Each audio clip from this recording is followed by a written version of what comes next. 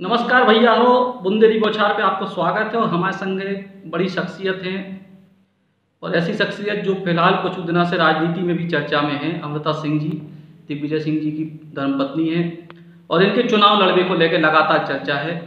Madam, आपके चुनाव लड़ने को लेकर बहुत चर्चा है, क्या आपका विचार है? मध्य प्रदेश की राजनीति में बहुत सारे लोग इसको जानना चाह रहे हैं। देखिए, मेरा चुनाव लड़ने का कोई इरादा नहीं है। मैंने पहले भी कहा था, जब विधानसभा चुनाव के वक्त में मेरे नाम की चर्चा हुई थी, कि मैं विधानसभा चुनाव या लोकसभा चुनाव लड़ने में नहीं इंटरेस्टेड हूँ। और इसकी वजह ये है कि हम एक बड़ा काम कर रहे हैं जो मीडिया के लिए बेहद ज़रूरी है इन दिनों, ख़ास तौर से उस मीडिया के लिए जो अपने आप को पारदर्शी और निष्पक्ष मानता है। तो मैं मीडिया पर्सन हूँ, मैं एक जर्नलिस्ट हूँ और मैं चाहती हूँ कि जर्नलिज्म में कुछ अच्छे मानदंड स्थापित किए जाएं, और इसलिए मैं वही काम करना चाहती हूँ जो मुझे बेहतर आता है और जिसको मैं अच्छा करके जनता के सामने अपनी जगह बना सकती हूँ। लेकिन मैडम, कहीं ना कहीं जो चर्चा हुई लगातार मध्य प्रदेश की राजनीति में, इस चर्चा के पीछे कोई खास वजह आप मानती हैं या फिर कहीं ना कहीं कोई एक प्रोपोगंडा रचने की कोई कोशिश? देखिए, मैंने एक फेसबुक पोस्ट लिखा है, अगर आप उसे पढ़ेंगे तो समझ जाएंगे। असल में मैं मानती हूँ कि ये एक पोस्ट ट्रुथ एरा है, यानी उत्तर सत्य युग चल रहा है, जिसमें झूठ को भी सच बना के प्रस्तुत किया जाता है और झूठ को इतनी बार बोला जाता है कि वो सच लगने लग जाता है और फिर जनता और समाज उसी पर विश्वास करने लग जाता है, और इसी को कहते हैं उत्तर सत्य युग। तो आजकल का कुछ दौर इसी तरीके का चल रहा है, जिसमें झूठ को इतना प्रचारित करो, अफवाह को इतना प्रचारित करो कि वो सच लगने लगे और फिर उसी झूठ पर लोग विश्वास भी करने लग जाएं।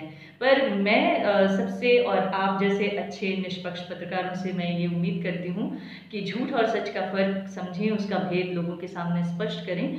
और मैं जो पत्रकारिता करना चाहती हूँ वो ऐसी अफवाहों को दरकिनार करके ऐसी अफवाहों की धज्जियाँ उड़ाने वाली पत्रकारिता करना चाहती हूँ। इसलिए मैं आपके ज़रिए आप तमाम दर्शकों को ये कहना चाहती हूँ कि अगर आपको वाकई सच और झूठ का फ़र्क समझना है तो आप हमारा चैनल देखिए।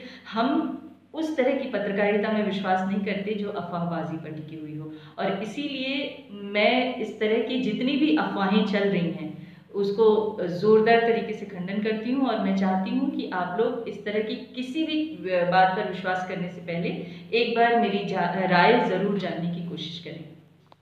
तो बहुत बहुत शुक्रिया आपका। और साफ तौर पर भैया, मैडम को क्या हुआ है कि चुनाव नहीं लड़ रही और फिलहाल नहीं लड़ रही, और आप लेकिन शुभकामना जरूर दे सकते हो। शुभकामना मीडिया के वेंचर के लाने, उनकी शुभकामनाएं उनके संग हैं।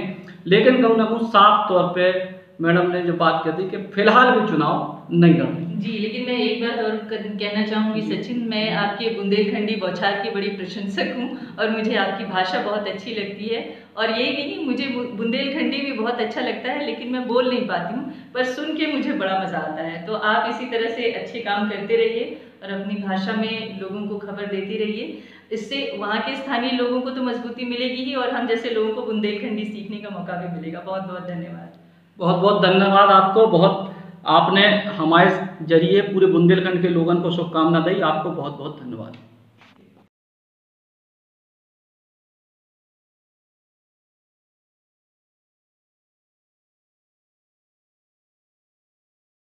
देश को पहलो बुंदेली मीडिया प्लेटफॉर्म बुंदेली बौछार जरूर सब्सक्राइब करें। सब्सक्राइब बटन दबाएं, ई के बाद बेल आइकॉन दबाएं और बुंदेली बौछार की पूरी जानकारी समाचार पाएं।